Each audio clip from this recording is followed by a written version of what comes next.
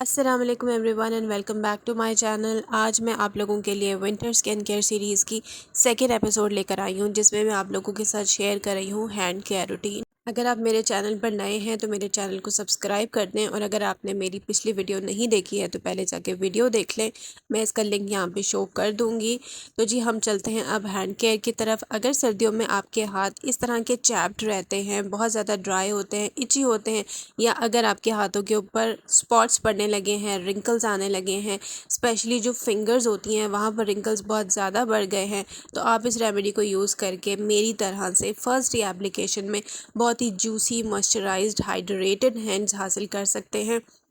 शर्त यह है कि आपने वीडियो को स्किप नहीं करना है, वीडियो को लाइक करना है, चैनल को सब्सक्राइब करना है, और उसके बाद ये रेमेडी जब आप यूज़ करेंगे तो आपके हाथ बहुत ही ब्यूटीफुल हो जाएंगे। यहाँ पर मैं जस्ट 2 स्टेप्स रेमेडी लेकर आई हूँ आप लोगों के लिए, जिसमें एक स्क्रब है और दूसरी क्रीम है। और इसमें जो मोस्ट इम्पॉर्टेंट इंग्रेडिएंट है जो कि एंटी एजिंग है और आपके हाथों को यंगर लुकिंग बनाने में हेल्प करेगा, वो है तिल, जिसको इंग्लिश में सेसमी सीड्स भी कहते हैं। वाइट तिल इसके लिए हम यूज़ करेंगे, क्योंकि जो ब्लैक तिल होते हैं वो मेलानिन को इंक्रीज़ करते हैं, मतलब स्किन को और हेयर को ब्लैक बनाते हैं। सो यहाँ पर मैंने ले लिए हैं वाइट तिल और उसका मैंने बना लिया है पाउडर। और अब मैं स्टार्ट करती हूँ स्क्रब की प्रिपरेशन। स्क्रब बनाने के लिए सबसे पहले मैं यहाँ पर लूँगी 1 टेबलस्पून भर के तिल का पाउडर, जो अभी मैंने फ्रेशली प्रिपेयर किया है। उसके अंदर मैं ऐड करूँगी 1 टेबलस्पून भर के पिसी हुई चीनी। फिर मैं इसमें शामिल करूँगी 1 से 1.5 टीस्पून के बराबर शहद का। हनी बहुत ही एक्सफोलिएटिंग होता है और इसमें एंटी इन्फ्लेमेटरी और एंटी बैक्टीरियल प्रॉपर्टीज़ होती हैं। स्किन को मॉइस्चराइज भी करता है, ब्राइट भी बनाता है, और ये रिंकल्स को रिमूव करने में बहुत ज़्यादा हेल्पफुल होता है, क्योंकि इसमें होते हैं एंटीऑक्सीडेंट्स। सो ये हमारी स्किन को प्रोटेक्ट करता है डैमेज से और रिंकल से, और जो अपीयरेंस है ना स्किन की, उसको भी बूस्ट करता है। नेक्स्ट इसमें जाएगा 1 टेबलस्पून भर के कोकोनट ऑयल का। शुगर और कोकोनट ऑयल का जो स्क्रब बनाया जाता है वो सिर्फ स्किन के डेड सेल्स को रिमूव करता है, लेकिन यहाँ जो मैं इंग्रेडिएंट्स ऐड कर रही हूँ, हनी और सेसमी सीड्स का पाउडर, इन दोनों ही इंग्रेडिएंट्स में होती हैं एंटी एजिंग प्रॉपर्टीज़, जो हमारी स्किन को डैमेज से बचाती हैं, हमारे हाथों को रिंकल्स आने से बचाती हैं। सो जो एजिंग साइंस है ना, उनको ये बहुत हद तक रिड्यूस करेंगी।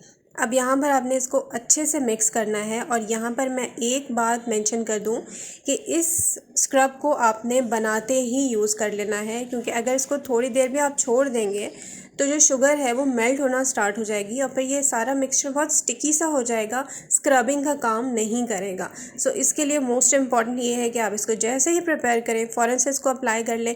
आप इस स्क्रब को हाथों के साथ साथ अपने पाँव पे भी यूज़ कर सकते हैं, क्योंकि ये वाइटनिंग इफ़ेक्ट देता है। इसके साथ एंटी टैनिंग भी है, अगर हाथ पाँव पे टैन आ गया है तो उसको भी रिमूव करेगा। सो जी हमारा यहाँ पे बहुत ही ज़बरदस्त स्क्रब रेडी है। आपने इसको प्रिपेयर करना है, यूज़ करना है, और फिर कमेंट सेक्शन में आके मुझे बताना है कि आपको क्या क्या बेनिफिट्स मिले हैं। होपफुली आपको इससे बहुत ज़्यादा फ़ायदे मिलेंगे। नेक्स्ट स्टेप है हैंडमेड क्रीम। और ये क्रीम जिन इंग्रेडिएंट से मिलके बनी है वो डेफिनेटली आपके घर में मौजूद ही होंगे। सबसे पहले तो मैं यहाँ पर ले रही हूँ 1 टीस्पून के बराबर एलोवेरा जेल, जो कि मार्केट बेस्ड है ऑब्वियसली, ताकि हमारी प्रोडक्ट की शेल्फ़ लाइफ मेंटेन रह सके। अब यहाँ पर मैं जितने भी इंग्रेडिएंट्स यूज़ कर रही हूँ उन सब का मैं सेम रेशो ले रही हूँ।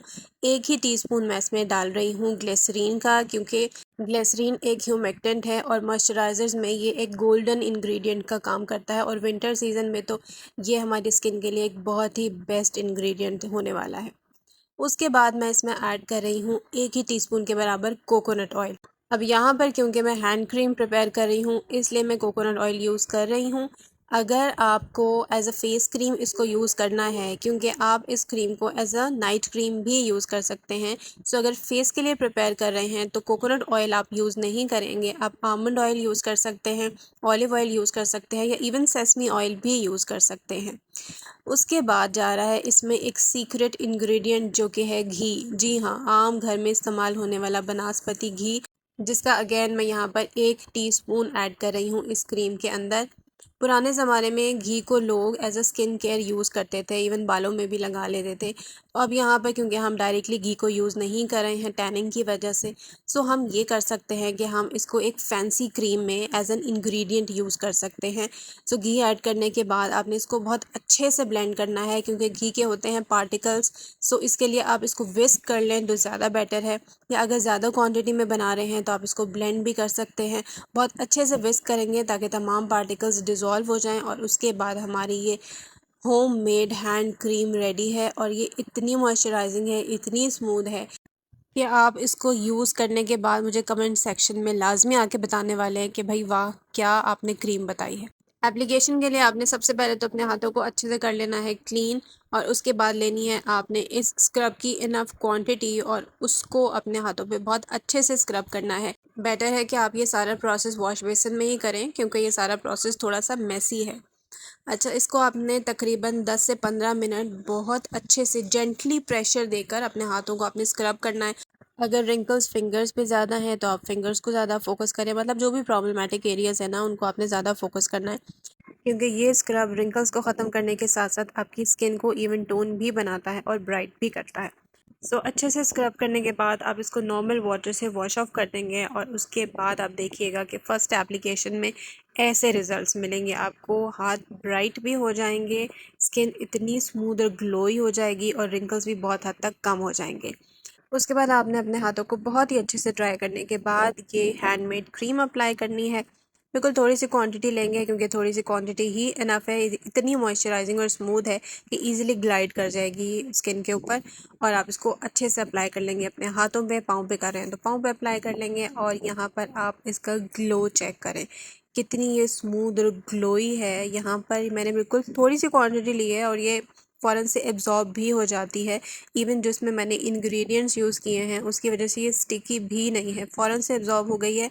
और इसने मेरे हाथों को इतना एक ग्लॉसी लुक दिया है, इतना शाइनी स्मूथ मॉइस्चराइज्ड है कि मतलब फ़र्स्ट डे एप्लीकेशन के बाद आपको अपने हाथों से प्यार होने वाला है। आपके हाथ इतने स्मूथ होने वाले हैं, इतने हाइड्रेटेड होने वाले हैं कि विंटर में अगर आपके हाथ ड्राई रहते हैं ना तो ये तो एक आपके लिए बेस्टेस्ट रेमेडी होने वाली है। अगर आप स्क्रब सिर्फ हफ्ते में एक बार भी यूज़ कर रहे हैं तो इस क्रीम को तो आपने डेली यूज़ करना है। इनफैक्ट डेली रात को सोने से पहले इस क्रीम का अच्छे से अपने हाथों पर मसाज करें। दिन में भी आप इसको रेगुलरली यूज़ करते जाएं तो कुछ ही दिनों में देखिएगा कि आपके हाथ कैसे बेबी सॉफ्ट हो जाएंगे। इस रेमेडी को आप लाजमी ट्राई कीजिएगा क्योंकि ये बहुत ही सिंपल और बहुत ही इफ़ेक्टिव रेमेडी है। जो रिज़ल्ट्स हैं वो आपके सामने है, ये मेरे फर्स्ट ही एप्लीकेशन के बाद रिज़ल्ट्स हैं। सो इस रेमेडी को आपने लाजमी प्रिपेयर करना है, मुझे अपना फ़ीडबैक देना है। वीडियो पसंद आई हो तो लाइक एंड शेयर कीजिएगा, मेरे चैनल को सब्सक्राइब करना ना भूलिएगा। अपना बहुत सारा ख्याल रखें। अल्लाह हाफ़िज़।